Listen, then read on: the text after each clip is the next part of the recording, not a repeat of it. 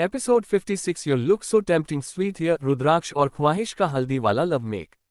अब आगे गार्डन में अर्थ और कबीर और उन दोनों के पीछे कुछ 10 लड़के और उनके दोस्त थे जो इस शादी में इनवाइटेड थे। अर्थ आरुषि के हाथ को पकड़कर अपने पास ले आता है और उसके साथ नाचने लगता है। कबीर को कोई नहीं दिखता तो वह झट से नीति का हाथ पकड़ लेता है और उसे जबरदस्ती अपने साथ नचाने लगता है। दिल के बदले में दिल का नजराना देने मेरी हर धड़कन या बोले है सुन सुन सुन। साजन जी घर आए, साजन जी घर आए, दुल्हन यूं शर्माए, साजन जी घर आए। आरुषि की आंखें नम हो गई थी। वह अर्थ के सीने पर हाथ रखकर आगे के लिरिक्स गाती है। रंजीत जी गुस्से से अपने कदम आरुषि और अर्थ की तरह बढ़ाते हैं पर सपना जी और अनय उन्हें रोक लेते हैं। अनय धीरे से बोला, अंकल डोंट रिएक्ट, यहाँ पर बहुत सारे लोग हैं, फालतू में तमाशा हो जाएगा। रंजीत जी बस अर्थ को घूरते रह जाते हैं पर आगे कुछ करते नहीं है। ए दिल चलेगा अब ना कोई बहाना, गोरी को होगा अब साजन के घर जाना। माथे की बिंदिया या बोले है सुन सुन सुन।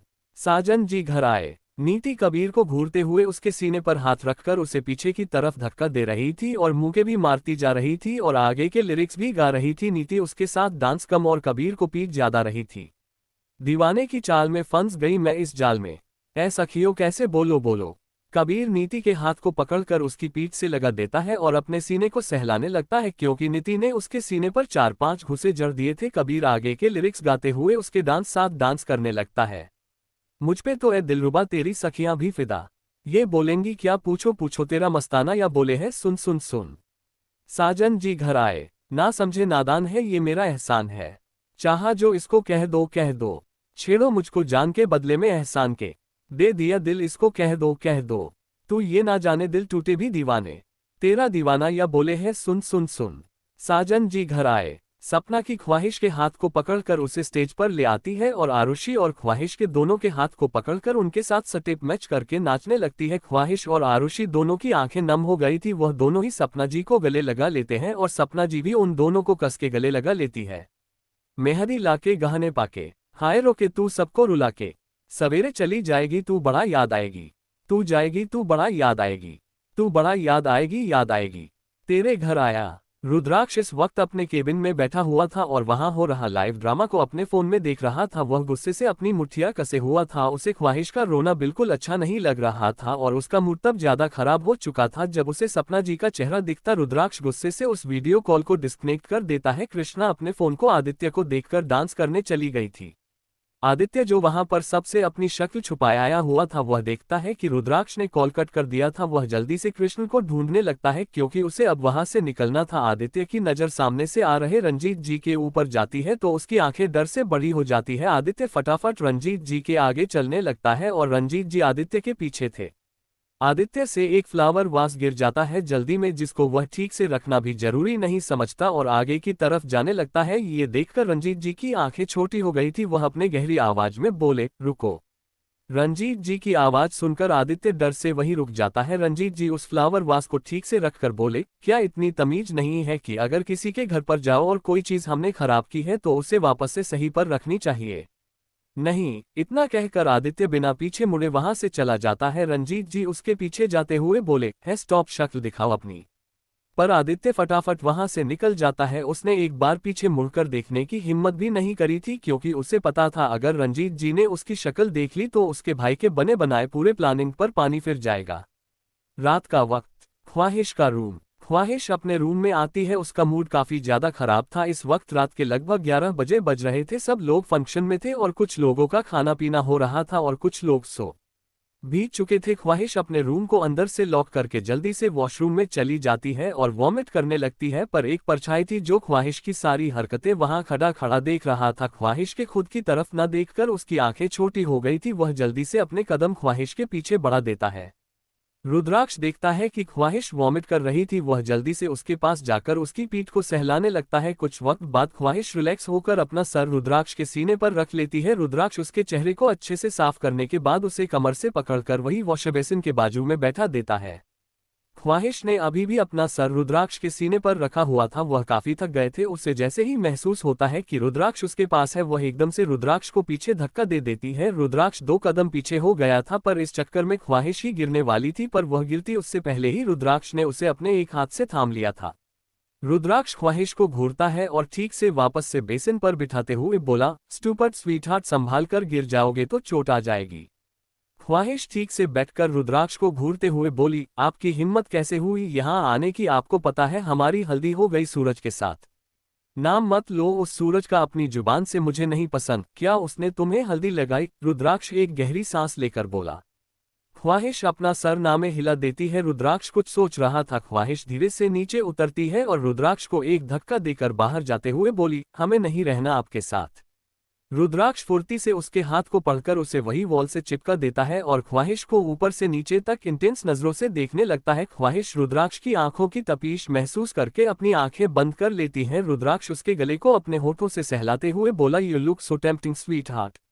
रुद्राक्ष की बात सुनकर ख्वाहिश अपनी आंखें कस के बंद कर लेती है। रुद्राक्ष उसकी बंद आंखों को देखकर बोला, open your voice sweet heart. ख्वाहिश धीरे से अपनी आंखें खोलकर रुद्राक्ष की आंखों में देखती है। रुद्राक्ष ख्वाहिश के हाथ को पकड़कर हल्दी से भरे बोल में डीप कर देता है और उस हाथ को अपने दोनों गालों पर लगा देता है, जिससे उसके गालों पर हल्दी लग गई थी। ख्वाहिश बस रुद्राक्ष की हरकतों को देख रही थी। रुद्राक्ष झुककर ख्वाहिश के गाल से अपना गाल रब करने लगता है, जिससे वो हल्दी जो रुद्राक्ष के गाल पर लगी थी वो ख्वाहिश के गाल पर लग जाए। वह अपना गाल नीचे की तरफ ले जाते हुए ख्वाहिश के कान और उसके गले पर भी हल्दी लगा देता है। ख्वाहिश के चेहरे पर ना चाहते हुए भी एक मुस्कान थी और वही रुद्राक्ष का चेहरा हमेशा की तरह भावहीन था। रुद्राक्ष ख्वाहिश के दूसरे गाल पर भी अपने दूसरे गाल से हल्दी लगा देता है। वह अपनी हाथों पर हल्दी लेकर ख्वाहिश की पेट पर, कमर पर और उसके पेट पर लगा देता है। कुछ ही पलों में रुद्राक्ष ने ख्वाहिश को पूरी तरह से हल्दी से नहला दिया था। रुद्राक्ष हंस की वॉइस में बोला, हो गई हमारी हल्दी, अब तो तुम मुझसे नाराज नहीं होना। ख्वाहिश धीरे से अपनी आंखें खोलकर बोली, नहीं, हम अभी भी नाराज हैं। आपको पता है अर्थ भैया और कबीर भैया आए थे, उन्होंने आरुषि के लिए कितना अच्छा डांस किया और आरुषि भी उनके साथ नाची थी। पापा कुछ नहीं बोले। रंजीत जी का जीकर सुनकर रुद्राक्ष का मुंह बन जाता। वो अपने मन में बोला, जब देखो तब उस बूढ़े की बात तो बीच में लेकर ही आना जरूरी होता है इसे। ख्वाहिश उसके कान को खींचकर बोली, आप सुन रहे हैं हम क्या कह रहे हैं? रुद्राक्ष उसकी तरफ देखकर बोला, हाँ सुन रहा हूं, यही कि तुम डांस करना चाहती हो, है ना? ख्वाहिश अपना सर नामे हिलाकर बोले, नहीं हम चाहते हैं कि आप हमारे लिए डांस करें। रुद्राक्ष अपनी एक आईब्रो चढ़ाकर बोला, ओह, अब ख्वाहिश मैडम चाहती है कि मैं यानी कि रुद्राक्ष सिंह शेखावत उसके लिए एक डांसर का काम करे, रियली? ख्वाहिश मुस्कुराते हुए अपना सिर 3-4 बार हाँ में हिला देती है। उसके इस रिएक्शन पर रुद्राक्ष उसे घूरने लगता है। रुद्राक्ष ख्वाहिश के इंटेंस नजरों से देखते हुए 2 कदम पीछे लेता है और एक चुटकी बजाता है, जिससे उस पूरे रूम की लाइट ऑफ हो जाती है और कुछ डिम लाइट्स चालू हो गई थी और एक रोमांटिक म्यूजिक प्ले हो जाता है। ख्वाहिश हैरानी से सारी चीज देख रही थी, पर उसके चेहरे पर एक मुस्कान भी थी। वह बोली, अरे वाह, आप जादू करना भी सीख गए। उसकी बात सुनकर रुद्राक्ष के चेहरे पर बस एक मुस्कान आ जाती है। वह ख्वाहिश के हाथ को पकड़कर घुमाते हुए उसे अपनी बाहों में भर लेता है और अपने होठों से उसके हाथ पर किस करते हुए एक रोमांटिक डांस करने लगता है। कैसे बताएं, कैसे जताएं, सुबह तक तुझमें जीना चाहें, भीगे लबों की गीली हंसी को पीने का मौसम है, पीना चाहें। इस लिरिक्स पर ख्वाहिश अपना सिर मुस्कुराते हुए ना में हिला देती है और रुद्राक्ष को धक्का देकर बाहर की तरफ जाने लगती है। रुद्राक्ष उसके हाथ को पकड़कर उसे अपनी गोद में उठाकर शावर के नीचे खड़ा कर देता है और शॉवर ऑन कर देता है। एक बात कहूं, क्या इजाजत है? तेरे इश्क की मुझको आदत है। एक बात कहूं, क्या इजाजत है? तेरे इश्क की मुझको आदत है, ओ आदत है, आदत है, ओ आदत है। रुद्राक्ष अपने हाथों से ख्वाहिश के शरीर पर लगी हल्दी को साफ कर रहा था। ख्वाहिश रुद्राक्ष के गले में अपनी बाहें डालकर उसके बाल को खींच रही थी, तो कभी उसके कान को बीच बीच में रुद्राक्ष उसे घूर रहा था, पर ख्वाहिश को उसके घूरने से जैसे कोई फर्क ही नहीं पड़ रहा था। रुद्राक्ष एक डेविल स्माइल के साथ ख्वाहिश का ब्लाउज सो सिर्फ 2 डोरियों पर टिका हुआ था, उसे एक झटके से खींच लेता है। रुद्राक्ष की हरकत पर ख्वाहिश की आंखें फटी की फटी रह गई थी। वह जल्दी से दीवार से चिपक जाती है और रुद्राक्ष को घूरने लगती है, पर रुद्राक्ष ने भी उसके घूरने को पूरी तरह से इग्नोर कर दिया था। उसकी नज़र ख्वाहिश की आंखों से होते हुए उसके होठों पर और उसके होंठ से होते हुए उसके गले और क्लीवेज पर जाकर रुक जाती है, जो कि ब्लाउज की डोरियां खुल जाने की वजह से डीपली शो होने लगे थे।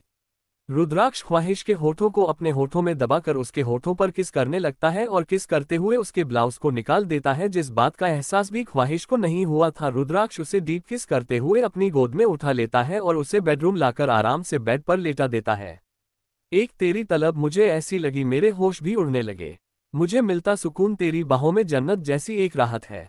ख्वाहिश रुद्राक्ष की नजरों को सहन नहीं कर पा रही थी। वह करवट बदलकर पेट के बल लेट जाती है। रुद्राक्ष की नजर उसके गोरी पीठ पर जाती है। वह धीरे धीरे ख्वाहिश के गले से होकर उसके पीठ पर और कमर पर किस और बाइट्स करने लगता है। वह एक झटके से ख्वाहिश को अपनी तरफ घूमकर उसके होठों पर किस करते हुए ख्वाहिश के बाकी के कपड़े रिमूव कर देता है और खुद के कपड़े भी रिमूव कर देता है। वह ख्वाहिश के होठों पर किस करते हुए आगे बढ़ जाता है। ख्वाहिश भी उसका पूरा साथ दे रही थी, जिस वजह से रुद्राक्ष और वाइल्ड होता जा रहा था, पर वह ख्वाहिश की हालत को देखकर खुद को कंट्रोल कर रहा था। एक बात कहूं, क्या इजाजत है तेरे इश्क की मुझको? आदत है ओ आदत है, आदत है ओ आदत है। नीचे हॉल में रंजीत जी जो चारों तरफ अपनी नजरें को घुमा रहे थे, सपना जी बोली, क्या हुआ, किसे ढूंढ रहे हो? रंजीत जी आसपास देखते हुए बोली, ख्वाहिश को देख रहा हूं, तुम्हें पता है वह कहाँ गई है? कहाँ जाएगी इस वक्त, वह तो अपने रूम में गई है और अब तक तो सो भी चुकी होगी, काफी थक गई थी। सपना जी बोली। रंजीत जी बिना कुछ कहे ख्वाहिश के रूम की तरफ बढ़ जाते हैं। एपिसोड 57 रुद्राक्ष की केयर पीटाई। I love you, see you soon sweetheart. Ranjeet की ख्वाहिश के डोर पर नोक करने ही वाले थे कि कृष्णा जोर से बोली, अंकल दी सो चुकी है कब की? हमने भी पहले उन्हें उठाने की कोशिश की थी पर वह सो गई थी, इसलिए हम वापस आ गए। आप प्लीज उनकी नींद डिस्टर्ब मत करिए, वह काफी थक चुकी थी और वैसे भी तो कल संगीत है और कल नाच गाना ज्यादा होगा, जिस वजह से उनकी तबीयत कहीं खराब ना हो जाए। रंजीत जी पीछे मुड़कर कृष्ण को देखकर बोले, वह ठीक थी ना? आई मीन उसकी तबीयत ठीक थी। कृष्णा बस अपना सर हाँ में हिला देती है। रंजीत जी उसके माथे को सहलाकर बोले, ठीक है अब तुम भी सो जाना। कृष्ण भी मुस्कुराते हुए अपना सर हाँ में हिला देती है। रंजीत जी वहां से चले जाते हैं। कृष्णा अपने सर को अपने हाथों से पकड़कर बोली, है माता रानी, यह जीजू किसी दिन हमें जान से मरवा कर ही रहेंगे, पता नहीं क्या कर रहे होंगे अंदर हमारी दीदी के साथ, बेचारी दीदी। कृष्ण आसपास देखने के बाद वह भी अपने रूम में चली जाती है। आरुषि का रूम। आरुषि अपने रूम में बेड पर लेटी हुई थी पर उसे नींद नहीं आई थी। वह आज पूरे दिन के बारे में सोच रही थी, अर्थ का आना, अर्थ का और आरुषि का नाचना। उसके चेहरे पर एक मुस्कान थी पर कहीं ना कहीं उस मुस्कान के पीछे एक गम भी छुपा हुआ था। वो देखती है कि उसका फोन बज रहा है, ये कॉल अर्थ का था। वह बिना देरी के कॉल को रिसीव कर लेती है। सामने से अर्थ की चहकती हुई आवाज आती है, मुझे लगा नहीं था वैसे कि तुम सिर्फ 2 रिंग में मेरा कॉल रिसीव कर लोगी, पर कर लिया, अच्छी बात है। जैसे जैसे तुम्हारी शादी नजदीक आ रही है वैसे वैसे लग रहा है जैसे तुम्हारे अंदर अकल आ रही है। ये होशियारी पहले ही दिखा दी होती तो आज तुम्हारी और अने की नहीं हमारी शादी हो रही होती। आरुषि अपना सर तकिया में घुसाते हुए बोली, तुम्हें पता है ना, मैं पापा की परमिशन के बिना तुमसे शादी नहीं कर सकती। अर्थ गुस्से से बोला, यार तुम्हारा बाप तुम्हारे परमिशन के बिना तुम्हारी शादी अनय से करवा रहा है ना, तो तुम क्यों अपने बाप के परमिशन के बिना शादी नहीं कर सकती? आरुषि उसकी बात का कोई जवाब नहीं देती। अर्थ खुद को शांत करके बोला, listen to me Aarushi, are you crying? यार स्टॉप क्राइंग प्लीज। अच्छा चलो गलती हो गई मुझसे, नहीं कह रहा मैं तुम्हारे खड़ूस बाप को कुछ भी। आरुषि अपने आंसू पोंछकर बोली, नहीं रो नहीं रही थी। अर्थ चील कर बोला, हाँ और बोलो सफेद झूठ तुम जैसे, मुझे तो कुछ पता ही नहीं चलता, बेवकूफ हूं ना मैं। उसकी बात सुनकर आरुषि को हंसी आ जाती है। वो हंसते हुए बोली, हाँ वैसे हो तो बेवकूफ ही तुम। अर्थ चिढ़कर बोला, यार तुम ना ऐसी बुराई मत करो मेरी। आरुषि हंसते हुए बोली, वैसे आज तुमने काफी अच्छी एंट्री ली थी हल्दी फंक्शन में, आई एम इम्प्रेस्ड। अर्थ अपने बालों में हाथ घुमाकर ब्लश करते हुए बोला, थैंक यू, तुम्हारे लिए ही तो ली थी। वैसे गाना कैसा था मेरा, एकदम परफेक्ट सूट कर रहा था ना? आरुषि बिना किसी उसे फोन से दूरते हुए बोली, अब ज्यादा जबान चलाने की जरूरत नहीं है। अर्थ बोला, अच्छा सुनो। आरुषि बस हम में जवाब देती है, अगर तुम्हारी शादी अनय से न होकर मुझसे होगी तो तुम मुझसे नाराज तो नहीं रहोगी ना? अर्थ जासूसी करते हुए बोला। अर्थ की बात सुनकर आरुषि एकदम से चौंक जाती है और बोली, क्या करने वाले हो, सच सच बताओ। उसकी बात सुनकर अर्थ थोड़ा जैप जाता है। वह बोला, अरे कुछ करने नहीं वाला हूँ, बस पूछ रहा था। तुम सिर्फ पूछ नहीं रहे हो, मुझे पक्का यकीन हो गया है अब कि तुम कुछ ना कुछ कांड जरूर करने वाले हो, सच सच बताओ चलो क्या करने वाले हो? आरुषि अर्थ को डांटते हुए बोली। पर वह देखती है कि सामने से कोई जवाब नहीं आता। वह गुस्से से अपने फोन की तरफ देखती है जो कट चुका था। आरुषि गुस्से से बोली, अर्थ पता नहीं अब तुम क्या नया तमाशा करोगे। दूसरी तरफ कबीर की कार में कबीर कार ड्राइव कर रहा था और मार भी खा रहा था जो कि नीति के हाथों से थी। कबीर उसके दोनों हाथ को अपने एक हाथ से पकड़कर चिढ़कर बोला, अब बस भी करो यार नीति, तुमने तो मुझे इरिटेट कर दिया है। इतना कोई किसी को मारता है क्या? किस जन्म का बदला ले रही हो? नीति उसके हाथों पर जोर से काट लेती है तो कबीर दर्द से उसके हाथ को छोड़ देता है। नीति उसकी गोद में बैठकर उसके गाल पर 3-4 तमाचे झड़ देती है। कबीर को गुस्सा तो बहुत आ रहा था पर वो उस वक्त ड्राइविंग कर रहा था इसलिए कुछ कर नहीं रहा था। नीति उसके गाल पर जोर से काटकर बोली, तुम्हारी हिम्मत कैसे हुई मेरे साथ जबरदस्ती डांस करने की, और जब मैं तुम्हारे साथ डांस कर रही थी तो तुम मुझे छोड़कर उन बाकी लड़कियों के साथ क्यों नाच रहे थे। कबीर चिढ़कर बोला, बस करो यार नीति, तुम्हारी मार खा खा के मेरे गाल और सर दोनों ही दुखने लगे हैं, अब बाल खींच खींच कर क्या आज ही गंजा कर दोगी यार, अभी मेरी शादी भी नहीं हुई, गंजे लड़के से कौन शादी करेगा। नीति उसके बालों को खींचते हुए बोली, अच्छी बात है, हो जाओ गंजे, कोई तुमसे शादी नहीं करेगी, जिंदगी भर कुंवारे मरोगे तभी तुम्हें अक्ल आएगी। कबीर अपनी कार के मिनी फ्रिज से लेमन जूस की बोतल निकलते हुए बोला, तुम इसे पी लो, तुमने कुछ ज्यादा ही ड्रिंक कर ली है, तुम्हारे इस ड्रिंक करने के चक्कर में कहीं हम दोनों का एक्सीडेंट ना हो जाए और शादी के बदले पता चला कि वो लोग मातम मना रहे हैं। नीति उसके हाथ से बोतल ले लेती है। कबीर रिलैक्स होकर बोला, थैंक गॉड, इतनी बात तो तुमने मेरी माँ। बोलते बोलते वह चुप हो जाता है क्योंकि नीति ने उस बोतल का ढक्कन खोलकर उस बोतल को पूरा कबीर के ऊपर ही उड़ेल दिया था। कबीर के कपड़े पूरी तरह से खराब हो चुके थे, उसके बाल भी। कबीर को अब बेहद गुस्सा आ गया था। वह वही सुनसान एरिया में गाड़ी रोक देता है और नीति को कार से बाहर धक्का देकर खुद भी बाहर आ जाता है। वह गुस्से से नीति के हाथ को पकड़कर उसे कार से चिपक कर बोला, होश में आओ नीति, इतनी भी बेवकूफ नहीं हो तुम कि तुम्हें पता नहीं है कि तुम क्या कर रही हो। स्टूपिड, ये कोई तरीका है? हाउ कैन यू बी सच ए मैनर्सलेस। बचपन से जानता हूँ तुम्हें जल्दी हो तुम पर, इतनी बेवकूफ तो नहीं, जानबूझकर कर रही हो ना तुम ये सब। मैं तुम पर गुस्सा नहीं करना चाह रहा, फिर भी तुम मुझे चिढ़ा रही हो। तुम्हें पता नहीं है मैंने खुद पर कितनी कंट्रोल किया है। नीति उसकी आंखों में देखकर रोते हुए बोली, तुम हमेशा मुझे डांटते रहते हो, हमेशा मुझ पर गुस्सा करते रहते हो, पहले भी यही करते थे, बचपन से लेकर आज तक तुम बस मुझ पर गुस्सा ही करते आए हो। सिर्फ मैं अकेली ही हूँ जो तुमसे प्यार करती हूँ, तुम कभी मुझसे प्यार नहीं करते। वह कबीर के सीने पर अपना सिर रखकर रोने लगी थी और उसकी बात सुनकर कबीर पूरी तरह से हैरान रह गया था। वह नीति के चेहरे को अपने हाथों में थामकर बोला, फिर से कहो, क्या कहा तुमने। नीति उसके सीने पर दोनों हाथों से लगभग 5-6 मुंह के मारने के बाद बोली, यही कि कबीर था, पर आई लव यू वेरी मच। अभी से नहीं, हाई स्कूल के टाइम से मैं तुमसे प्यार करती हूँ, पर तुम हमेशा उन दूसरी लड़कियों को ही पसंद करते हैं हो जो मुझे बिल्कुल नहीं पसंद आता। मुझे बहुत नफरत होती है तुमसे और उससे ज्यादा भी खुद से कि क्या मैं प्रिटी नहीं हूँ जो तुम मुझसे प्यार नहीं करते। Don't you find me attractive. Kabir नीति के हाथ को पकड़कर उसे अपने गले लगा लेता है और उसे शांत करने लगता है क्योंकि नीति काफी रो रही थी। कबीर देखता है कि नीति की आंख लग चुकी थी। वह अपना सिर नामे हिलाकर बोला, कैसी लड़की है, अभी लड़ रही थी, मार रही थी, रो भी रही थी और अब खड़े खड़े सो गई। लड़की है या घोड़ी समझ में नहीं आता, इतनी एनर्जी इसमें आती कहाँ से है।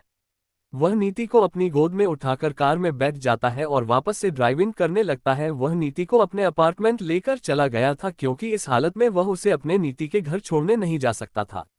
अगली सुबह मल्होत्रा मैंशन। ख्वाहिश की नींद खुलती है, वह आसपास देखती है, रुद्राक्ष कहीं नहीं था। ख्वाहिश ने इस वक्त नाइट ड्रेस पहनी हुई थी और रूम पर क्लीन था। वो रूम को देखते हुए बोली, जब कोई ना कोई आकर रूम पर नोक करता रहता है तब सब खराब करके रखा होता है, और आज जब कोई नहीं आया तो जब पूरा रूम साफ करके गए हैं खुद से, वेरी गुड, अच्छी बात है क्योंकि हम तो नहीं करने वाले थे। ख्वाहिश की नज़र अपने बेड के बाजू की टेबल पर जाती है जहां पर स्टिकी नोट चिपकाए हुआ था। ख्वाहिश उस नोट को उठाकर पढ़ने लगती है। उसमें लिखा था, good morning sweet heart, I know तुम्हें उठते 10 बज ही चुके होगे उठने में, सो अब जल्दी से फ्रेश होकर नाश्ता कर लेना, और फर्स्ट ड्रॉवर में मैंने तुम्हारी दवाई रखी है जो मैं कल रात को लेकर आया था, सो उसे लेना मत भूलना। Okay sweetheart, throwing kisses, see you soon. उद्धरण चिन्ह। ख्वाहिश के चेहरे पर एक मुस्कान आ गई थी। वह उस स्टिकी नोट को भी अपने बैग में रख देती है जिससे वह किसी और के हाथ ना लगे और फ्रेश होने चली जाती है। वह नाश्ता करने के बाद याद से उस दवाई को ले लेती है। शेखावत इंडस्ट्रीज। श्री अपना सर झुकाकर रुद्राक्ष के सामने खड़ा था। रुद्राक्ष उस पेपर को देखते हुए बोला, जरा मिस्टर रंजीत मल्होत्रा को आज मुझसे मिलने का इनविटेशन दिया जाए, उन्हें भी तो पता चले कि वह क्या कर रहे हैं। क्या वो इस बदनामी से बचना चाहते हैं या फिर खुद अपनी बदनामी को गले लगाना चाहते हैं। श्री अपना सिर हिलाकर वहां से निकल जाता है। अर्थ जो वहीं बैठा हुआ था वह कुछ सोच रहा था। रुद्राक्ष उसे एक नजर देखने के बाद अपना काम करते हुए बोला, क्या हुआ, इतना गहरी सोच में क्यों डूबा हुआ है, केस हार गया क्या। अर्थ उसे घूरते हुए बोला, भगवान करे तेरी डील चली जाए, मैं क्यों हारून, केस कमीने, मुंह फट, कभी तो अच्छा बोल लिया कर, मैंने आप आज तक कोई केस नहीं हरा समझे। रुद्राक्ष तिरछी मुस्कान के साथ बोला, तुझे लगता है अगर मेरी एक डील कैंसल भी हो गई तो मुझे कोई फर्क पड़ेगा। अर्थ उसे घूरते हुए बोला, हाँ तो अगर मैं भी कोई केस हार गया था तो मुझे भी फर्क नहीं पड़ेगा। अर्थ रोइए बिल्कुल फर्क पड़ेगा, एक केस हारोगे और सीधा तुम्हारा नाम भी उन हारे हुए लॉयर्स में शामिल हो जाएगा। रुद्राक्ष बिना उसे देख बोला। अर्थ अपना सिर नाने हिलाकर बोला, तुझसे तो बात करना ही बेकार है। कबीर अंदर आते हुए बोला, तो तुझे कौन कहता है कि तू उससे बात कर, ना बात कर उससे, मैं तो इसलिए उसके मुंह नहीं लगता। रुद्राक्ष उन दोनों को देखकर बोला, तुम दोनों को तो मैं ही अपने मुंह ना लगाऊं। अर्थ कबीर के चेहरे को पकड़कर उसके लेफ्ट साइड के गाल को देखकर बोला, यह क्या हुआ, तुझे इतना किसने मारा? कबीर जल्दी से अपना चेहरा छुपाकर बोला, यार वह नीति देखना, कल रात उसने शराब पी ली थी बहुत ज्यादा, मैं उसे उसके घर ले जा रहा था पर उसने मार मार कर मेरी हालत खराब कर दी।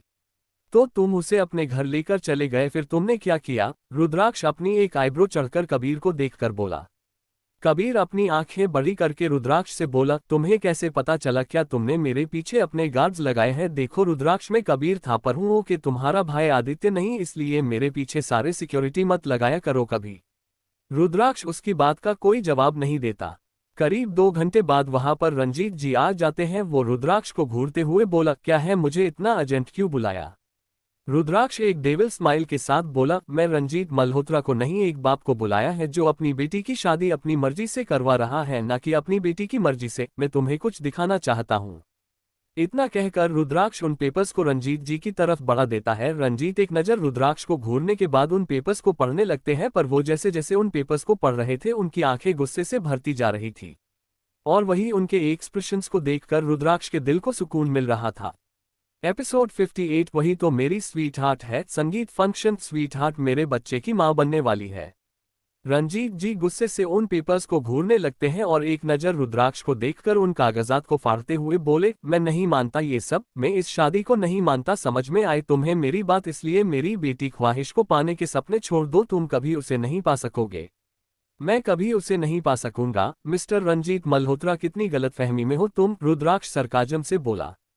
वह अपने ड्रॉवर से दूसरे पेपर्स निकालकर रंजीत जी की तरफ बढ़ा देता है। रंजीत जी उसे घूरते हुए बोले, मैं अब कुछ और झूठ नहीं देखना चाहता। रुद्राक्ष तिरछी मुस्कान के साथ बोला, पहले देख तो लो, फिर बताना कि सच है या झूठ। रंजीत जी गुस्से से उसके हाथ के वह पेपर छीनकर पढ़ने लगते हैं। उनकी आंखें धीरे धीरे गुस्से से लाल होते जा रही थी। रंजीत जी उन पेपर को भी फाड़ देते हैं और रुद्राक्ष को घूरते हुए बोले, बहुत घटिया खेल खेल रहे रुद्राक्ष सिंह शेखावत। मैं रंजीत मल्होत्रा हूं और मैं इन सारी बकवास बातों में बिल्कुल यकीन नहीं करता। तुम्हारी हिम्मत भी कैसे हुई मेरी बेटी के खिलाफ ऐसे झूठे पेपर्स बनवाने की?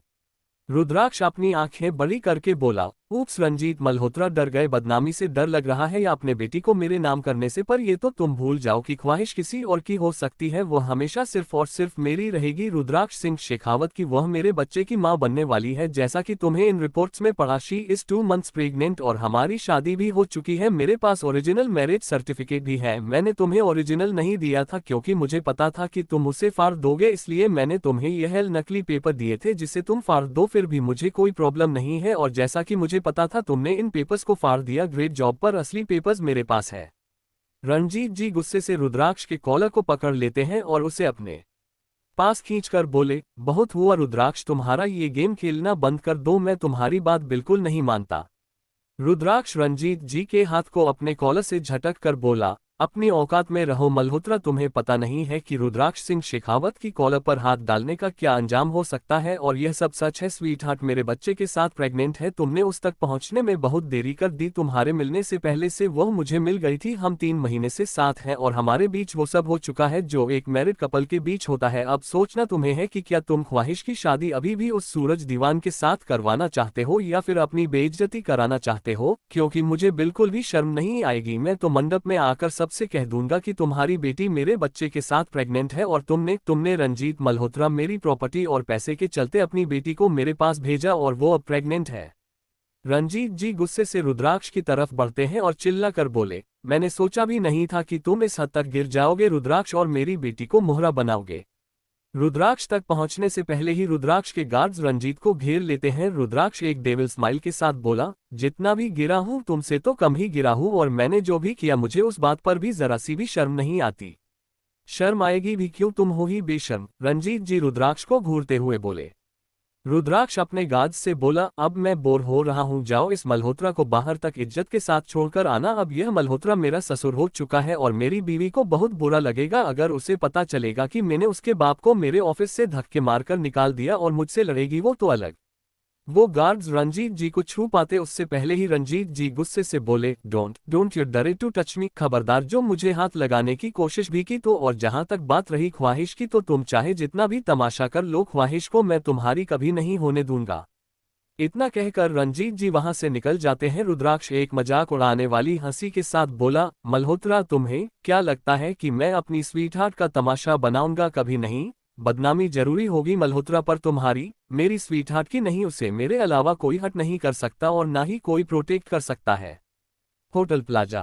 ख्वाहिश और आरुषि की शादी के आगे के सारे फंक्शंस इसी होटल से होने वाले थे। उन लोगों ने सिर्फ हल्दी का फंक्शन है घर पर रखा था। सब लोग होटल में आ चुके थे और सारे गेस्ट भी लगभग आ चुके थे। रंजीत जी के चेहरे पर कोई भाव नहीं थे, वह सारे डेकोरेशन देख रहे थे। सपना जी रंजीत जी के पास जाकर उनके हाथ को पकड़कर बोली, क्या हुआ, आप इतने परेशान क्यों लग रहे हैं मुझे? रंजीत जी अपना सर नामे हिलाकर बोले, नहीं मैं ठीक हूँ। सपना जी रंजीत जी के सीने पर अपना सिर रखकर बोले, मुझे पता चल जाता है कब आप खुश है कब आप अपसेट है, हालांकि आपके चेहरे पर कोई एक्सप्रेशंस तो होते नहीं है पर फिर भी। रंजीत जी सपना जी की कमर पर हाथ रखकर बोले, कुछ नहीं, बस ऐसे ही, दोनों बच्चियों की शादी होने जा रही है सो थोड़ा तो अपसेट होता ही ना हर बाप। सपना जी उनकी बात पर आगे कुछ नहीं कहती। ख्वाहिश का रूम। ख्वाहिश को मेकअप आर्टिस्ट रेडी कर रहे थे। ख्वाहिश उन लोगों से बोली, थोड़ा सा ही मेकअप लगाना है, उन्हें पसंद नहीं है अगर हम ज्यादा मेकअप करें तो वह गुस्सा हो जाते हैं। वो दोनों लड़कियां ख्वाहिश की खूबसूरती देखकर ही हैरान थी और वह जब ख्वाहिश की इतनी प्यारी आवाज सुनते हैं तो ख्वाहिश के चेहरे को देखते रह जाती है। ख्वाहिश अपना अपना गला साफ करते हुए बोली, आप लोग ऐसे क्यों देख रहे हैं? वो दोनों लड़कियां जल्दी से अपने सिर को झटक कर बोली, कुछ नहीं, हम बस देख रहे थे कि आप इतनी प्यारी है पहले से ही और रेडी होने के बाद तो आप और भी ज्यादा प्यारी लगेगी।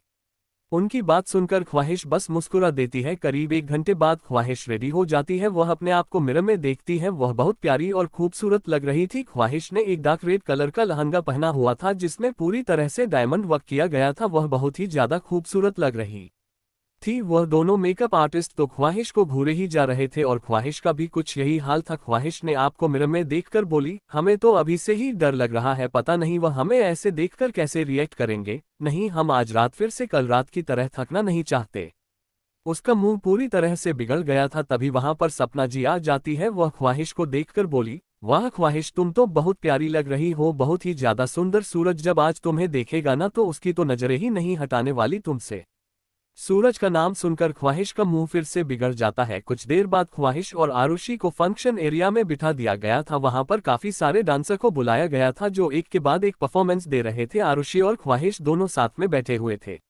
आरुषि भी बहुत सुंदर लग रही थी। उसने एक लाइट रेड कलर का लहंगा पहना हुआ था, उसके साथ मैचिंग ज्वेलरी और मेकअप, दोनों बहनें ही सेंटर ऑफ अट्रैक्शन बनी हुई थी। ख्वाहिश धीरे से सपना जी के कान में बोली, माँ क्या हम खुद नहीं नाच सकते? ये हमारी ही शादी है और संगीत का फंक्शन भी तो हमारा ही है। सपना जी अपना सरनामे हिलाकर बोली, नहीं ख्वाहिश, तुम्हारे पापा को ये सारी चीज बिल्कुल नहीं पसंद है, इसलिए उन्होंने इतने बड़े डांसर और एक्टर्स को बुलाया है जिससे फंक्शन बोरिंग ना हो। आरुषि धीरे से बोली, फंक्शन बोरिंग तो हो ही चुका है, अब इससे ज्यादा क्या ही होगा। उसकी बात सुनकर ख्वाहिश और कृष्णा को हंसी आ जाती है। तभी स्टेज पर सॉन्ग चेंज हो जाता है और एक बड़ी सी लाइट स्टेज के सेंटर पर आकर पड़ती है जहां पर कोई इंसान अपनी पीठ करके खड़ा था। ख्वाहिश की धड़कन तेज हो गए थे, वह अपनी नजरें आसपास घूमर बोली, रुद्राक्ष तो यहाँ नहीं है, फिर हमें ऐसा क्यों महसूस हो रहा है जैसे वह यही कही है? उद्धरण चिन्ह। ख्वाहिश अपने नजरें स्टेज की तरफ घूमती है जहां पर रुद्राक्ष, उसके साथ अर्थ, आदित्य और कबीर चारों ही स्टेज पर खड़े थे। रुद्राक्ष को स्टेज पर देखकर ख्वाहिश को जैसे हार्ट अटैक ही आने वाला था। वह अपनी आंखें बड़ी करके रुद्राक्ष को देख रही थी पर उसके चेहरे पर एक मुस्कान भी आ गई थी। रुद्राक्ष ने हमेशा की तरह एक normal black and white business suit पहना हुआ था और वही कबीर, आदित्य और अर्थ ने नीति, कृष्णा और आरुषि से मैचिंग कुर्ता पहना हुआ था। वह तीनों ही बहुत हैंडसम लग रहे थे पर रुद्राक्ष अपने नॉर्मल लुक में भी कातिल लग रहा था। रणजीत जी की आंखें बेहद ही कोल्ड हो चुकी थी उन सभी को वहां देखकर। दो नैन सितारे है चांद सा मुखड़ा, क्या कहना उसका आफरी, उसके जैसी ना कोई नाजनी, शाही जोड़ा पहन के आए जो बन ठन के, वही तो मेरी स्वीट हार्ट है। शर्माई सी बगल में जो बैठी है दुल्हन के, वही तो मेरी स्वीट हार्ट है। शाही जोड़ा पहन के रुद्राक्ष, अर्थ, आदित्य और कबीर चारों ही स्टेज से नीचे आकर आरुषि, ख्वाहिश, कृष्णा और नीति का हाथ पकड़ लेते हैं और उन चारों को स्टेज पर लेकर चले जाते हैं। वह चारों ही अपनी अपनी दुल्हनों को गोल घुमाकर उनके सामने घुटने के बल बैठ जाते हैं और अपने सीने पर हाथ रखकर आगे के लिरिक्स गाते हैं। कैसे मैं कहूँ शुक्रिया, उसका मुझ पे एहसान है, नाचीजों की बस्ती में वो। कैसे मैं कहूँ शुक्रिया, लगता है शादी घर में उसके आने से जैसे चल के आई है खुशकिस्मती। तभी कोई एक झटके से ख्वाहिश के हाथ को पकड़कर अपने पास खींच लेता है और ख्वाहिश जाकर सीधा उसे इंसान के सीने से टकराती है। रुद्राक्ष की आंखें कोल्ड हो चुकी थी। ये देखकर वह गुस्से से अपने कदम सूरज की तरफ बढ़ा देता है जिसने ख्वाहिश को अपने पास खींच लिया था, पर अर्थ और कबीर दोनों ही रुद्राक्ष को शांत रहने के लिए कहते हैं। ख्वाहिश जो अब तक मुस्कुरा रही थी, उसकी मुस्कान एकदम से गायब हो गई थी। रुद्राक्ष गुस्से से रंजीत जी की तरफ देखता है जो तिरछी मुस्कान के साथ रुद्राक्ष को ही देख रहे थे। सारी महफिल की वो जान बनी है, क्या कहना उसका आफरी, मुफलिस के दिल का अरमान बनी है, उसके जैसी ना कोई नाज़नी। शाही जोड़ा पहन के वाह वाह जी वाह वाह, क्या बात है, वाह वाह जी वाह वाह, क्या बात है। अर्थ, कबीर, आदित्य और सूरज, आरुषि, नीति, कृष्णा और ख्वाहिश को गोल घुमाकर सॉन्ग के साथ स्टेप चेंज करते हुए नाचने लगते हैं और रुद्राक्ष ख्वाहिश और सूरज को घूर रहा था। खाली जाए न तेरा वार हो, खाली जाए न तेरा वार, नैनों से करती है शिकार, तू दो धारी तलवार यार, तू दो धारी तलवार यार, हाँ काटे तो कर दे रंगदार, तू दो धारी तलवार यार, तू दो धारी तलवार यार, तू तो थोड़ी मीठी जैसे गर्मी की हो तपती सी दोपहरी रे, हौले से तू करे दिल पे हल्ला रे, हो तेरी तारीफें करता मोहल्ला रे, जालिम है तेरा हर सिंगार, हो नैनों से करती है शिकार, तू दो धारी तलवार यार, तू दो धारी तलवार यार। सभी लड़के घुटनों के बल बैठे हुए थे और सभी लड़कियां उनके सीने पर पैर रख लेती है और वही ख्वाहिश गोल घूमकर रुद्राक्ष के सीने पर हाथ रख लेती है और अदा के साथ आगे के लिरिक्स गुनगुनाते हुए नाचने लगती है।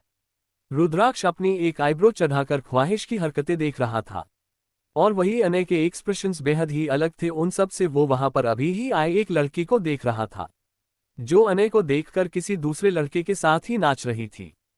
हो बातें हैं मेरी हथियार, हाय नैनों का करती हूँ शिकार, मैं दो धारी तलवार यार, मैं दो धारी तलवार यार, हाँ चाहत बड़ी मेरी महंगी पड़ेगी, नागिन नजर यार जब जब लड़ेगी, जी न सकोगे तुम मर्रा न सकोगे, बनके ज़ेहर यूं मोहब्बत चढ़ेगी, तेरी हसरत हुई तेरे बिन होगा अब न गुजारा, तेरे सारे सितम हाँ जी मुझे है गवारा, तू तो थोड़ी मीठी जैसे गर्मी की हो तपती दोपहरी रे, हौले से तू करे दिल पे हल्ला रे, हो तेरी तारीफें करता मोहल्ला रे, हाँ रहने दे तू ये तकरार, हाय नैनों से करती हूँ शिकार, मैं दो धारी तलवार यार, तू दो धारी तलवार यार, तू दो धारी तलवार यार। एपिसोड 59 ख्वाहिश की किडनैपिंग। हम रुद्राक्ष के बच्चे की मां बनने वाले हैं। ख्वाहिश और रुद्राक्ष की नौक। अनय सब की नजरों से बचते हुए जाकर उसकी लड़की को पकड़कर बैकस्टेज ले जाता है जो कबीर के साथ नाच रही थी। अनय उस लड़की को घूरते हुए बोला, शनाया तुम यहाँ क्या कर रही हो। वह लड़की अनय के हाथ को झटक कर बोली, क्यों तुम यहाँ हो सकती हो तो मैं यहाँ नहीं हो सकती। आरुषि मेरे पापा के दोस्त की बेटी है तो पापा भी आए हैं शादी में और मैं भी आई हूँ, तुम्हें कोई दिक्कत है। अनय सनाया के हाथ को पकड़कर उसे पूरी तरह से दीवार से चिपका कर उसके बेहद करीब जाकर बोला, हाँ दिक्कत है क्योंकि आरुषि का दूल्हा मैं हूँ। आरुषि की शादी मुझसे हो रही है और मैं नहीं चाहता कि मेरी स्टूपिड बेवकूफ एक्स जिससे मेरा ब्रेकअप हो चुका है वह मेरी शादी में रहे, इसलिए चली जाओ यहाँ से। शनाया अनय के गाल पर किस करके बोली, वैसे तुम अभी भी बहुत हॉट लग रहे हो। अनय शनाया की गर्दन को पकड़कर बोला, मुझे पोक मत करो सनाया, तुम्हें पता है कि मैं कोई सीधा साधा लड़का नहीं हूँ। वह हाल करूंगा तुम्हारी कि तुम सोच भी नहीं सकती, जाओ यहाँ से। अनय शनाया को बाहर की तरफ धक्का देते हुए बोला, हालत तो तुमने वैसे भी मेरी बहुत खराब कर दी है अनय, तुम्हें नहीं पता है तुमसे दूर होने के बाद मेरी जिंदगी कितनी डिफिकल्ट हो चुकी है। जहां पर जाती हूं बस तुम्हें ही देखती हूं, तुम ही नजर आते हो। सोशल मीडिया में तुम्हें स्टॉकर करके एक स्टोकर बन चुकी हूं मैं, पर तुम्हें इन सारी बातों से कोई फर्क नहीं पड़ता। तुम्हें बस अपने बिजनेस को आगे बढ़ाना है जिस वजह से तुम रंजीत अंकल की बेटी से शादी कर रहे हो। सनाया अपनी नम आंखों से अनय को देखकर बोली। अनय सनाया घूरते हुए बोला, जबान संभाल करो बात करो शनाया। अनय चढ़ा हूं मैं, मुझे अपना बिजनेस चलाने के लिए किसी की जरूरत नहीं है। और रही बात हमारे अलग होने की तो इसकी सबसे बड़ी वजह तुम हो। तो तुमने मुझे चीट किया जिस वजह से मैंने तुम्हें छोड़ दिया, सिंपल। सनाया अने के पास जाकर उसे एक जोरदार थप्पड़ लगा देती है और उसे कस के अपने गले लगाकर बोली, मैंने तुम्हें चिट नहीं किया अनय, वह सभी गलतफहमी थी, तुम मेरी बात समझ क्यों नहीं रहे हो, मैंने हमेशा से सिर्फ तुमसे प्यार किया है और किसी और से नहीं, प्लीज मेरी बात का यकीन मानो, मैं तुम्हारे बिना नहीं रह सकती, मेरे लिए ये शादी छोड़ दो प्लीज। शनाया रोने लगी थी, अनय भी उसे कस के अपनी बाहों में भर लेता है पर कुछ कहता नहीं है।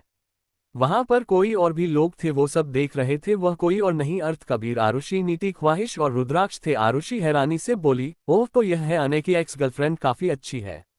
वह एकदम से अर्थ को घूरते हुए बोली, ये सब सच है ना, तुम लोग कोई झूठा प्रैंक तो नहीं कर रहे हो, क्योंकि ये लड़की सबूत है और सबूत अगर डैड के सामने चेंज हो गई तो हमारी तो खैर नहीं है। उसकी फिक्र तुम मत करो, तुम्हारा बाप खुद से शादी में कुछ नहीं करेगा, जैसा हो रहा है वैसा चलने दो, बस इस बात का ख्याल है कि शादी हो जाने तक तुम्हारे बाप को कोई भनक नहीं लगनी चाहिए। रुद्राक्ष बिना किसी भाव के बोला।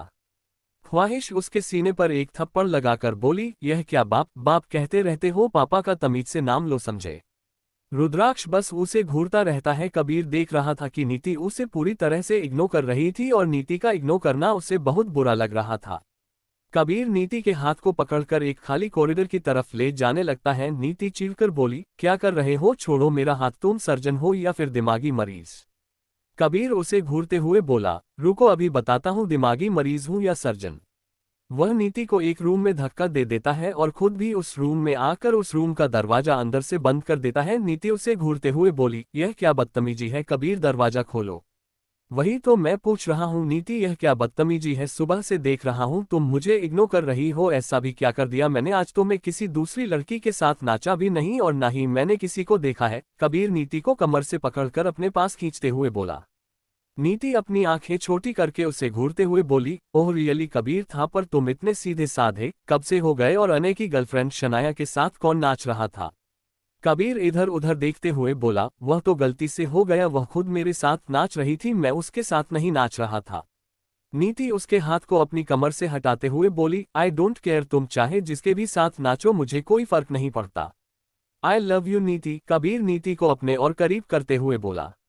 नीति को जब रियलाइज होता है कि कबीर ने उसे आई लव यू कहा है तो वह अपनी आंखें को देखकर बोली, क्या कहा तुमने।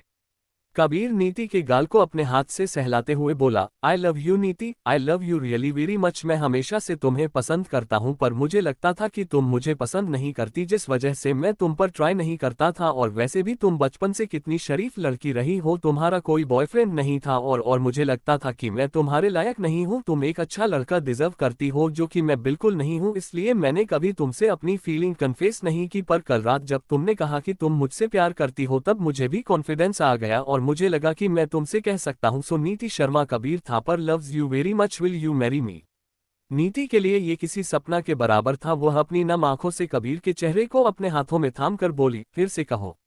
कबीर नीति के माथे पर एक लंबी किस करके बोला, मैं तुमसे बहुत प्यार करता हूं नीति और तुमसे शादी करना चाहता हूं, तुम चाहो या ना चाहो पर तुम्हें मुझसे ही शादी करनी पड़ेगी, दैट्स इट।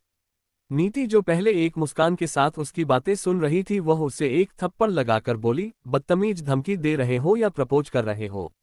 कबीर अपने गाल पर हाथ रखकर बोला, यार नीति यह मारना बंद कर दो, तुम्हें नहीं पता पर तुम्हारे ये पतले पतले हाथ बहुत जोर जोर से लगते हैं। नीति उसे घूरते हुए बोली, अगर मुझे चाहते हो तो तुम्हें यह मार भी खानी पड़ेगी। कबीर उसे कस के अपनी बाहों में भरते हुए बोला, ठीक है मार भी खा लूंगा पर प्लीज तुम अपने हाथ का बनाया हुआ खाना मत खिलाना। नीति उसके सीने पर एक थप्पड़ लगा देती है। वह दोनों ही हंसने लगते हैं। कबीर नीति से दूर होकर उसके चेहरे को अपने हाथों में भरकर उसकी होंठ पर अपने होंठ रख देता है और एक पैशनेट किस करने लगता है। बाहर हाल में आदित्य के हाथ में एक कैमरा था जिससे वह सबकी फोटो खींच रहा था। वहां पर खड़े सभी लोग की और दूसरी लड़कियों के फोटोज भी ले रहा था। आरुषि और ख्वाहिश का मूड काफी अच्छा था, वो लोग खाने पर बैठे हुए थे। रुद्राक्ष भी वही था। रुद्राक्ष देख रहा था कि कृष्णा का मूड काफी खराब हो गया था। वह आदित्य को ही देख रही थी जो बाकी लड़कियों से हंस रहा था, बातें कर रहा था और उनकी फोटोज ले रहा था। ख्वाहिश जब देखती है कि रुद्राक्ष कृष्ण को देख रहा है तो वह रुद्राक्ष के गाल पर एक थप्पड़ लगा देती है। रुद्राक्ष आंखें बंद करके गहरी सांस लेकर अपना गुस्सा शांत करता है और ख्वाहिश की तरफ घूरकर देखता है तो ख्वाहिशों से डबल घूरते हुए बोली, आपकी हिम्मत कैसे हुई कृष्णा को देखने की, हम आपका मुंह तोड़ देंगे, कब से देख रहे हैं हम, आप यहाँ पर आए हुए सारी लड़कियों को देख रहे हैं, क्या आपके अंदर जरा भी शर्म नहीं बची है। ख्वाहिश चिल्ला चिल्ला कर बोल रही थी जिससे आसपास जितने भी लोग थे सब सुन रहे थे। रुद्राक्ष एक नज़र सबको देखने के बाद ख्वाहिश के थाई को सहलाते हुए बोला, आराम से स्वीटहार्ट, वरना जितनी आवाज़ तुम्हारी यहाँ निकल रही है ना बेड पर भी उतनी ही निकलनी पड़ सकती है। रुद्राक्ष की बात सुनकर ख्वाहिश है को अपने शरीर में गूसे बम्स आ गए थे। वह जल्दी से अपनी नज़र झुका लेती है और कुछ नहीं बोलती। रुद्राक्ष ख्वाहिश के पास जाकर उसके ईयर लॉब को बाइट करके बोला, मैं किसी लड़कियों को या तुम्हारी बहन को नहीं देख रहा था, मैं ये देख रहा था कि तुम्हारी बहन मेरे भाई को बाकी लड़कियों के साथ देखकर काफी इनसिक्योर हो रही है। देखो। ख्वाहिश कृष्ण की तरफ देखती है जो खा भी नहीं रही थी और उसका मुंह लटक गया था। ख्वाहिश अपना सर घुमा कर आदित्य की तरफ देखती है जो दूसरे लड़कों से बातें कर रहा था। ख्वाहिश रुद्राक्ष को घूरते हुए बोली, तो आप में इतनी कॉमन सेंस नहीं है कि अपने भाई को यहाँ बुला ले और खाना खाने के लिए कहे, बेवकूफ। ख्वाहिश आदित्य को आवाज देकर खाने के लिए बुला लेती है। आदित्य कृष्ण के पास बैठकर खाना खाने लगता है। रुद्राक्ष अभी भी ख्वाहिश को घूर रहा था पर ख्वाहिश उसे देख भी नहीं रही थी। रुद्राक्ष अपने मन में बोला, अभी ज्यादा हो रहा है तुम्हारा स्वीटहार्ट, तुम मुझे उल्टा जवाब तो देती ही थी पर अब मेरी बुराई भी करने लगी हो मेरे मुंह पर। यू हैव टू पे a big amount for this. अगली सुबह होटल। ख्वाहिश अपने रूम में थी। वह अपनी शादी की ज्वेलरी और कपड़े देख रही थी। तभी वह पूरे रूम में अपना शादी का जोड़ा ढूंढने लगते हैं पर उसे कहीं नहीं दिखता। वह सपना जी के रूम में जाकर उनसे बोली, माँ आपको पता है हमारी शादी का जोड़ा कहाँ पर है? सपना जी कुछ याद करके बोली, अरे हाँ वह तो घर पर तुम्हारे रूम में ही रह गया, उसे वहां से लाना पड़ेगा। तुम फिक्र मत करो, मैं अभी किसी गार्ड्स को भेजकर मंगवा देता हूँ। ख्वाहिश बोली, नहीं माँ आप फिक्र मत करें, आप अपना काम करें, हम खुद ही घर जाकर हमारा जोड़ा ले आते हैं। ड्राइवर और बॉडीगार्ड को साथ में ले जाएंगे, फिक्र मत करना। ख्वाहिश बाहर की तरफ जाने लगती है तो रंजीत जी बोले, गार्ड के साथ जाने की जरूरत नहीं है, सूरज आ रहा है तुम्हारे साथ, वह अपने ऑफिस जा रहा है, वह तुम्हें घर छोड़ देगा तो जाओ उसके साथ चली जाना। ख्वाहिश को सूरज के साथ जाना तो नहीं था पर वह रंजीत जी के बात का मना नहीं कर सकती थी, इसलिए वहां से चली जाती है। उसे सूरज मिल जाता है नीचे ही। कुछ देर में वह दोनों अपने घर में बैठकर वहां से निकल जाते हैं। दोनों ही कुछ नहीं बोल रहे थे। कुछ देर बाद सूरज बिना किसी भाव की बोला, तुम रुद्राक्ष को कब से जानती हो? तो 3-4 महीने में क्या रिश्ता था तुम्हारा उस रुद्राक्ष के साथ? सूरज बिना किसी भाव के आगे की तरफ देखते हुए बोला। ख्वाहिश खुद को शांत करके धीरे से बोली, देखिए सूरज जी आप बहुत अच्छे हैं, हम आपसे कोई बात नहीं छुपाना चाहते, हम आपको सब कुछ सच सच बताना चाहते हैं जो हम पहले भी बताना चाहते थे पर हमें मौका ही नहीं मिला। सूरज उसकी तरफ देखकर अपनी एक आईब्रो चढ़ाकर बोला, और वह सच क्या है? हम रुद्राक्ष के बच्चे की मां बनने वाली है, हम रुद्राक्ष से कनेक्ट है और हम बहुत करीब हैं। हमें समझ नहीं आ रहा हम आपको ये बात कैसे समझाएं पर यह सच है, रुद्राक्ष के अलावा किसी और के साथ अपना भविष्य नहीं देख सकते। हमें नहीं लगता कि जो जगह हमने अपनी जिंदगी में रुद्राक्ष को दी है वह हम किसी और को दे पाएंगे, इसलिए हम आपको इस शादी से मना कर रहे थे। सूरज कोल्ड वॉइस में बोला, तुम्हें पता है तुम क्या कह रही हो और जो कह रही हो क्या वह सच है? ख्वाहिश अपना सिर हाँ में हिलाकर बोली, हाँ हमें पता है हम क्या कह रहे हैं और जो कह रहे हैं वो सब सच है। सूरज एक झटके से अपनी कार को ब्रेक लगा देता है और ख्वाहिश को घूरते हुए बोला, गेट आउट। जी। ख्वाहिशों उसे देखकर बोली, हाँ मैंने कहा गेट आउट, निकलो तुम मेरी कार से अभी के अभी निकलो वरना मुझसे बुरा कोई नहीं होगा। सूरज जबरदस्ती ख्वाहिश को कार से उत्तर देता है और वहां से चला जाता है। अब उस सुनसान जगह पर ख्वाहिश अकेली थी। उसे डर भी लग रहा था। वह अपने फोन से रुद्राक्ष को कॉल कर रही थी पर उसका कॉल नहीं लगता है। कुछ देर बाद सामने से रुद्राक्ष का कॉल आता है पर ख्वाहिश उसे रिसीव कर पाती है। उससे पहले ही एक गाड़ी आती है और ख्वाहिश को जबरदस्ती उठाकर ले जाते हैं। एपिसोड 60, रुद्राक्ष तुम्हें छोड़ देगा। रुद्राक्ष लड़कियों से फिजिकल होने के बाद उन्हें छोड़ देता है। Sweet Shekhawat industries. Rudraksh meeting room में बैठा हुआ था और वहां का माहौल काफी गर्म था। रुद्राक्ष अपने क्लाइंट के साथ काफी सीरियस डिस्कशन कर रहा था। उसने मना किया हुआ था किसी भी तरह के डिस्टर्बेंस ना हो। तभी वहां पर राका आ जाता है। वो मीटिंग रूम के बाहर खड़ा था। उसे पता चल गया था कि ख्वाहिश का किडनैप हो चुका था। श्री और रुद्राक्ष दोनों ही मीटिंग रूम में थे जिस वजह से वह श्री को ये बात इन्फॉर्म करने आया था। वह जैसे ही अंदर जाने लगता है तो बाहर गार्ड्स उसे रोकते हुए बोले, सर आप अंदर नहीं जा सकते, बॉस के सख्त इंस्ट्रक्शन से किसी को अंदर नहीं जाने दिया जाए। राका एक गहरी सांस लेकर बोला, ठीक है श्री, सर से कहो कि राका आया हुआ है और मुझे लेडी बॉस को लेकर कुछ बात करनी है। ख्वाहिश का जिक्र सुनकर वो गार्ड जल्दी से अंदर चला जाता है। हालांकि उसे डर भी लग रहा था पर उसे पता था कि ख्वाहिश से जुड़ी हुई कोई बात अगर रुद्राक्ष को लेट पहुंचे तो हो सकता था। डोर ओपन होते ही रुद्राक्ष का चेहरा बेहद सर्द हो चुका था। वह अपनी कोल्ड नजरों से तरह उस गार्ड की तरफ देखता है। वो गार्ड अपने माथे पर आया हुआ पसीना पोंछता है और श्री के कान में कुछ कह देता है। श्री जो इमोशनलेस था, उसके चेहरे पर थोड़ी सी शिकन आ जाती है। रुद्राक्ष श्री को ही देख रहा था, इसलिए उसे घर को जाने के लिए कहता है और रुद्राक्ष के कान में बोला, बॉस लेडी बॉस का किडनैप हो चुका है जंगल एरिया से। श्री की बात सुनकर रुद्राक्ष की मुठ्ठियां कस जाती है। वह बिना कुछ बोले सीधा अपना फोन उठाकर मीटिंग रूम से बाहर निकल जाता है। रुद्राक्ष के जाने से इस बार कोई ज्यादा हैरान नहीं हुआ था, क्योंकि रुद्राक्ष ने ख्वाहिश के लिए पहले भी ये सब किया था। राकेश जी आगे की मीटिंग कंटिन्यू करते हैं। रुद्राक्ष घर में बैठ जाता है। श्री कार ड्राइव कर रहा था और रुद्राक्ष बैक सीट पर बैठा था और ख्वाहिश को कॉल लग रहा था। रुद्राक्ष कोल्ड वॉइस में बोला, कब हुआ है और मुझ तक बात इतनी लेट कैसे पहुंची? श्री धीरे से बोला, बस ये करीब आधे घंटे पहले की बात है। पूरी इन्फॉर्मेशन तो मुझे भी नहीं पता, वहां जाकर पता चलेगी। रुद्राक्ष गुस्से से बोला, किसकी मौत आई है जो मेरी स्वीट हार्ट का नुकसान पहुंचाने की कोशिश कर रहा है? दूसरी तरफ सूरज जो गुस्से में कार ड्राइव करे जा रहा था, वह भी ओवर स्पीड से वह एकदम से अपनी कार रोक देता है और अपनी स्टीयरिंग पर अपना हाथ मारते हुए चिल्लाकर बोला, क्यों ख्वाहिश, क्यों किया तुमने ऐसा? हम तो बचपन से साथ थे ना। माना तुम मुझे भूल गई हो, पर मैं तुम्हें नहीं भूला। मैं हमेशा तुम्हारे लिए लॉयल रहा, तुम्हारा ना रहते हुए भी। और तुम मुझे धोखा कैसे दे सकती हो? तुम प्रेग्नेंट हो, वह भी उस रुद्राक्ष के बच्चे के साथ जो मेरी माँ का कातिल है, जो तुम्हारी बुआ का कातिल है। ख्वाहिश, हाउ कैन यू बी सो शैमलेस? उसकी आंखें गुस्से से लाल हो चुकी थी। वो कार आगे बढ़ाने लगता है, पर वह कुछ सोचकर बोला, नहीं, मुझे तुम्हें ऐसे अकेला नहीं छोड़ना चाहिए था, पर मैं क्या करता? मुझे बहुत गुस्सा आ गया था, मैं कुछ सोच समझ नहीं पा रहा था। आई am sorry Khwahish, I am coming to you. अपना ख्याल रखना। वह जल्दी से अपनी गाड़ी घूमता है और वहां पहुंच जाता है जहां पर उसने ख्वाहिश को छोड़ा था। सूरज कुछ देर में वहां पहुंच जाता है। वह अपनी कार से निकालकर आसपास ख्वाहिश को देखने लगता है, पर उसे ख्वाहिश की तरफ से कॉल रिस्पांस नहीं मिलता। वो कार पर किक करते हुए बोला, मुझे तुम्हें छोड़ना ही नहीं चाहिए था। I hope you are safe. तभी उसकी नज़र रोड के किनारे पड़ी हुई ख्वाहिश की पायल पर जाती है। वो उस पायल को उठा लेता है और उसे ठीक से देखने लगता है। वो बोला, पायल किसकी हो सकती है? तभी कोई उसके हाथ से उस पायल को छीन लेता है और अपनी गहरी आवाज में बोला, यह पायल स्वीटहार्ट की है, पर यहाँ कैसे पहुंची? क्या किया तुमने उसके साथ? रुद्राक्ष सूरज के ऊपर चिल्लाते हुए बोला। सूरज रुद्राक्ष को इतना गुस्से में देखकर 2 कदम पीछे हो गया था, क्योंकि उसे पता था कि रुद्राक्ष अगर किसी चीज को एक्सेप्ट कर रहा है तो वह उस चीज के साथ किस हद तक ऑब्सेस्ड होगा। रुद्राक्ष सूरज की तरफ से कोई जवाब न पाकर उसके कॉलर को पकड़कर गुस्से से बोला, मैंने पूछा सूरज दीवान कहाँ है? मेरी स्वीटहार्ट कहाँ है? ख्वाहिश, जवाब दो, तुम यहाँ क्या कर रहे हो? सूरज उसे घूरते हुए गुस्से से बोला, अपनी औकात में रहो। रुद्राक्ष, हाथ हटाओ अपने मेरे कॉलर से। और मुझे नहीं पता कि ख्वाहिश कहाँ गई है, मैं खुद उसे लेने आया हूँ।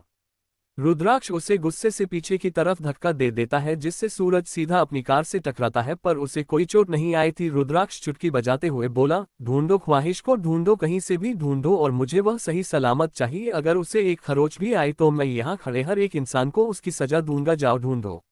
रुद्राक्ष की बात सुनकर उसके साथ आए हुए सभी गार्ड्स पूरे जंगल एरिया में ख्वाहिश को ढूंढने लगते हैं। रुद्राक्ष ख्वाहिश के फोन पर कॉल कर रहा था, पर उसका कोई मतलब नहीं था। ख्वाहिश का फोन टूट गया था, जिस वजह से कॉल ही नहीं लग रहा था। तो फिर रुद्राक्ष को कुछ याद आता है और वह अपने लैपटॉप से ख्वाहिश की लोकेशन सर्च करने लगता है।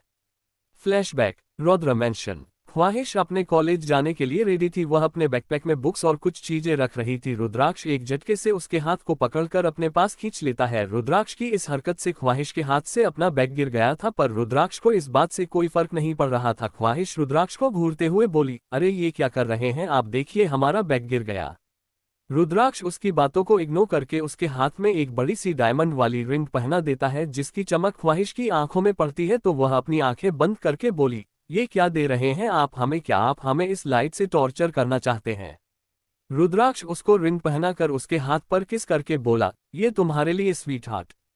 ख्वाहिश अपनी आंखें खोलकर उस चमकती हुई डायमंड की रिंग को देखते हैं तो उसकी आंखें हैरानी से बड़ी हो जाती है। वह बोली, ये रिंग तो बहुत प्यारी है, ये आपको कहाँ से मिली?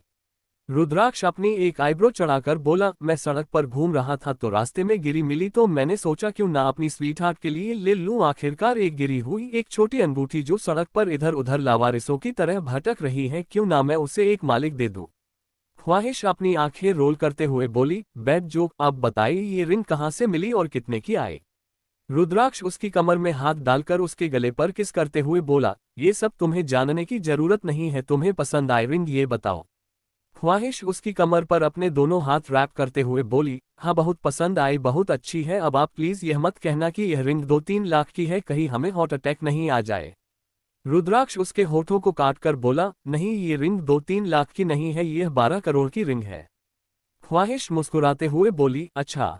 तभी उसे रियलाइज होता है कि रुद्राक्ष ने क्या कहा। वह एकदम से अपनी आंखें फाड़ के चिल्लाकर बोली, क्या 12 करोड़? आपका दिमाग खराब हो गया है? अपने 12 करोड़ इस छोटे से रिंग में डाल दिए? दिमाग है कि नहीं आप में? बेवकूफ जैसी हरकतें करते रहते हैं। आपसे ज्यादा दिमाग तो गधे के पास होगा, कम से कम वह 12 करोड़ की रिंग तो नहीं खरीदता।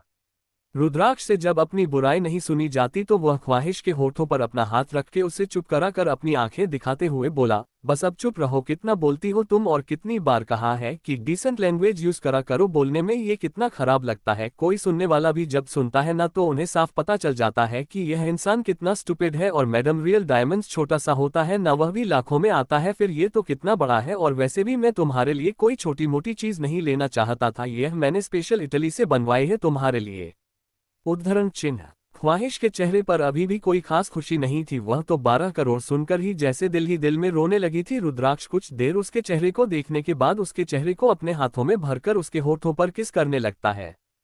फ्लैशबैक एंड रुद्राक्ष को याद आ जाता है कि उसने उसे रिंग में जीपीएस फिट करवाया था, जिस वजह से वह ख्वाहिश की लाइव लोकेशन कभी भी देख सकता था। वह जल्दी से श्री को बुला लेता है और वह लोग ख्वाहिश की लोकेशन की तरफ निकल जाते हैं। सूरज भी अपनी कर लेकर उनके पीछे चला गया था। वह लोकेशन जंगल के अंदर बहुत ही गहराई में था। जंगल के बीचों बीच का एरिया जहां पर एक छोटा सा कॉटेज था, वही एक रूम में किसी के डोर पीटने की आवाजें आ रही थी। ये ख्वाहिश थी। वो चिल्लाकर बोली, दरवाजा खोलो, कौन है जो हमें यहाँ ले आया है? प्लीज दरवाजा खोलिए। उसके लाख चिल्लाने पर भी कोई दरवाजा नहीं खोलता। ख्वाहिश आखिर में हार कर बेड से टेक लगाकर जमीन पर बैठ जाती है और अपने दिल वाली जगह पर हाथ रखकर बोली, आप कहाँ रह गए? हमें बहुत भूख लगी है, प्लीज जल्दी आ जाए ना। कोई डोर भी ओपन नहीं कर रहा है, हम क्या करें? हमें बहुत बोर हो रहा है। उसकी आंखें हल्की नम हो गई थी। उसे सच में काफी भूख लगी हुई थी, क्योंकि उसने कुछ खाया नहीं था सुबह से ही। वो वही अपनी आंखें बंद करके बैठ जाती है, तभी एक झटके से डोर ओपन हो जाता है। ख्वाहिश अपनी सिर उठाकर सामने की तरफ देखती है, जहां पर एक लड़की खड़ी थी जिसने अपने फेस पर मास्क लगा रखा था। वो ख्वाहिश के पास जाकर उसके सामने घुटने के बल बैठ जाती है और ख्वाहिश के चेहरे को कस के अपने हाथ में भरकर बोली, तो तुम हो रुद्राक्ष सिंह शेखावत की माशूका? काफी ऑब्सेस्ड हैं वो तुमसे, तुम्हें किसी के सामने भी नहीं आने देता। तुम भी काफी बेशर्म हो जो रुद्राक्ष जैसे हैंडसम और रईस लड़के को देखकर उसकी रखेल बनने के लिए भी रेडी हो गई। ख्वाहिश उसके हाथ को झटक कर उसे पीछे की तरफ धक्का दे देती है, जिससे वो लड़की जमीन पर गिर जाती है। ख्वाहिश खड़ी होकर उस लड़की को घूर कर बोली, जबान संभाल कर बात करिए हमसे, हमें ऐसी वैसी लड़की समझने की बिल्कुल कोशिश मार करना। और हम रुद्राक्ष की मिस्ट्रेस नहीं है, समझी? हम रुद्राक्ष के बच्चे की मां बनने वाले हैं। रुद्राक्ष को पता चला तो तुम्हें जान से मार देंगे। वो लड़की गुस्से से खड़ी होकर ख्वाहिश के बालों को पकड़कर बोली, क्या बकवास कर रही हो तुम? रुद्राक्ष की तो आदत है हर किसी लड़की के साथ फिजिकल होने की, और वो तुम्हें अपने बच्चे की मां बनाएगा? कभी नहीं। अरे वो तो एक बार किसी के साथ फिजिकल होने के बाद उस लड़की की तरफ देखता भी नहीं है। उसने तुमसे अच्छे से बात क्या कली होगी कि तुमने उसे अपने बच्चे का बाप बना लिया? भूल जाओ कि रुद्राक्ष कभी इस बच्चे को अपने सिर लेगा जो पता नहीं है किसका है। ख्वाहिश की उसकी बात सुनकर बहुत बुरा लग रहा था। वो अपने आंसुओं को रोककर बोली, रुद्राक्ष हमारे साथ ऐसा कभी नहीं करेंगे। उन्होंने खुद कहा है कि वो ये बच्चा चाहते हैं और वो हमारा बहुत ख्याल भी रखते हैं। हमें भड़काने की कोशिश बिल्कुल मत करना, वरना तुम्हारे लिए अच्छा नहीं होगा। ख्वाहिश की बात सुनकर वो लड़की हंसने लगती है और एकदम से अपनी हंसी रोककर बोली, चु चु चु। बेचारी ख्वाहिश गुप्ता एक छोटे गांव की लड़की, उसे यही लगता है कि सब लोग उसके गांव वालों की तरह अच्छे ही होते हैं, पर नहीं, ऐसा नहीं होता। रुद्राक्ष से ज्यादा मीन इंसान इस दुनिया में कोई नहीं हो सकता। रुद्राक्ष अपने फायदे के लिए कुछ भी कर सकता है। लिटिल गर्ल, तुम उसे समझने के लिए अभी बहुत छोटी हो। उसका तुमसे जब मतलब पूरा हो जाएगा तो वो तुम्हें भी छोड़ देगा, जैसे उसने मुझे छोड़ दिया था। ख्वाहिश की बात सुनकर वो लड़की हंसने लगती है और एकदम से अपनी हंसी रोककर बोली, चु चु चु।